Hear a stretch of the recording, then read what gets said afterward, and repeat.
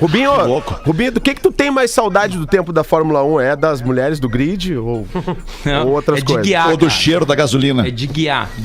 Assim, você vai lá assim, e a politicagem e tal, não sei o quê. Cara, tinha vezes que você chegava lá e tinha um script do que podia falar e o que não podia. Então era chato isso. Sim. Essa era uma verdade. Hoje eu correndo Stock Car, poxa, tenho a minha rede social para falar se é verdade, se não é. Eu posso combater alguma maldade ou Rubinho, mentira que é falada, então, mas... um segredo daquelas sacanagens que a Ferrari fazia contigo. Um segredo que tu fez depois lá nas cabines, nos vestiários, não sei como eles chamam, nos vestuários. Nos bastidores. O que nunca a gente ficou sabendo que tu fez? Pegou um capacete na cabeça de alguém, deu um tiro em alguém, matou uns 3, 4. Porque era umas... Vou falar a palavra aqui, desculpa, era umas filhas da putagem, né? Era uma filha da putagem. Hoje não, hoje sim. Exatamente. Né? A gente lembra desse... Vai, Rubinho, abre o coração agora pela primeira vez na vida. Uma coisa que tu fez depois daquilo lá. Aquele dia, por exemplo, eu acho que o mais importante... Eu dei uma entrevista outro dia, até falando um pouco disso, assim. A pessoa que acha que eu ganhei alguma coisa pra deixar o cara passar... Eu lutei e eu tenho até hoje o script em casa, que um dia, se eu decidir fazer um livro, eu coloco, de tudo aquilo que foi conversado lá, para a pessoa ter noção do que era a conversa. E a conversa foi, eu não vou fazer. E por que você acaba fazendo? Porque você tem que pensar na tua vida, no teu futuro. Você pode estar contando uma piada aí agora, e no teu ponto o cara fala assim, não conta essa piada não porque pra gente não é boa. Tu vai parar a piada no meio e depois vai desconversar e vai pra frente. Aquele dia eu subi no pódio, foi toda aquela coisa, tocou... A Ferrari tomou uma multa enorme porque o Schumacher pediu pra eu subir em primeiro e tocou o hino da Alemanha pra mim. Porque deu ruim, né? Foi feito uma coisa. Eu saí, eu passei mal, fui vomitar, cara. Eu saí de lá antes de dar a entrevista, eu passei, porque aquilo me chocou. Muito estresse, né, eu mais preocupado do que iam pensar, eu queria que meu pai soubesse por que eu tomei a decisão e o que eu tinha respeito pelo meu pai perante a decisão que eu tive que tomar sozinho. Como eu sempre disse, se tivesse um celular ali, teria ligado meu pai. Pai, o que tu acha? Porque era importante a opinião dele. Mas ali foi o menino virando homem e tomando uma decisão que precisava ser tomada.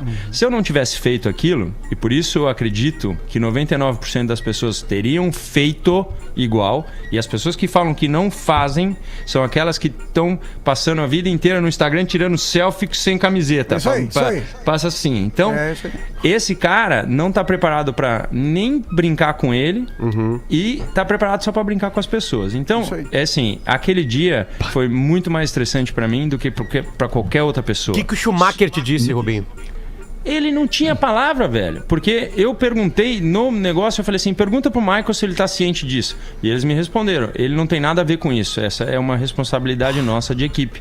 Então, de quem determina. Mas ele sabia, lógico que sabia, entendeu? Deve ser tudo calculado. Só eu, o bobão, que não sabia. Deve ter sido difícil dormir nos dias posteriores a isso, né, cara? Mas olha, eu lembro muito bem, porque era 12 de maio, era aniversário da minha ex-esposa. Eu tinha prometido pra ela o troféu. Sabe quando tu sai assim de casa e fala assim, a Áustria eu comando. Eu andava muito bem na Áustria. E daí eu falei, pô, vou trazer o troféu e tal. E eu peguei o troféu. Só que quando eu voltei, cara, me doía aqui, assim, sabe? Aquela coisa de não foi do jeito como eu queria. Mas a coisa positiva disso aí é que mudou a história da Fórmula 1.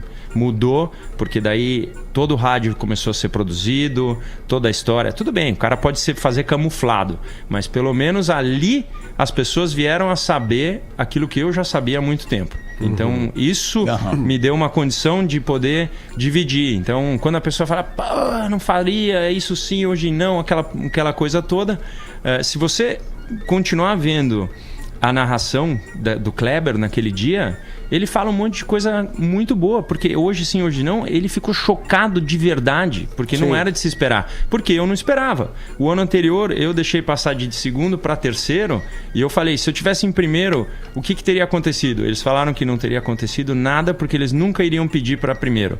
E essa foi minha conversa naquele ano. Falei, cara, vocês não estão lembrados, faz um ano da nossa conversa. Não, mas então depois a gente conversa. E foi indo assim, entendeu? E como é que é a tua relação hoje com a Fórmula 1, cara? Com as pessoas e com Mudou o todo establishment? mundo, né? Mudou todo mundo. Hoje o Ross Brown, aquele que tava lá, por exemplo, uma vez eu pedi pro Bernie Eccleston uma credencial que eu ia pra Monza com o meu ex-patrocinador da Medley, e o cara negou um passe, né? Então, eu assim, posso não ser nada, mas pô, o cara negar pra um piloto que competiu com ele há 19 anos, tal. Hoje o Ross manda a credencial, 1º de janeiro tá em casa, então mudaram ali as regras, hoje é muito mais americanizado, certo, né? A Fórmula 1 tá tentando pegar pelo show. E com a mídia, como é que tu tá? Com a mídia Não, eu tô tranquilo. brasileira, especialmente. Assim, quando aparece um pouco demais, aí você vê que volta ali um pouco de nego querendo bater, querendo fazer uma brincadeirinha, querendo tal. A brincadeirinha já não é. Tu tava agora há pouco numa campanha das Havaianas, né? Pois é, então, o cara Como é tenta me enterrar, eu tô de pé. Legal. Ô, cara, e mudou muito também, né, Rubinho, o interesse do brasileiro pela Fórmula 1, né? Que a gente veio ali de Piquet, Senna, na tua fase, depois o Massa, e recentemente fez 10 anos do último pódio brasileiro na Fórmula 1, que foi teu, né, cara? Pois é, cara. A gente não poderia imaginar que isso último aconteceria. primeiro lugar, né? Porque brasileiro a gente tem de monte. Se a gente for num cartódromo hoje em dia, você acha ali 5 ou 6 menininhos com um talento enorme e se bem levados e bem regrados, esses caras chegam à Fórmula 1, cara. Então, é que se perdem no meio do caminho por falta de grana. Eu mesmo com o Dudu tô passando uma dificuldade enorme. Para ele correr o ano que vem, abertamente precisa-se de $383 mil para ele fazer uma temporada na Europa. Aí você arruma hoje marketing para pagar uma situação dessa, é muito difícil, cara. Muito difícil. Então, estamos falando de $1,5 milhão de reais, assim, por ano. Fora os almoços. Para fazer a primeira categoria, porque tem mais 3. Fora os almoços. Fora Isso é só carro, né, Rubinho? Fora... Sim. Fora passagem. Fora viagem, fora Que tudo. coisa, cara.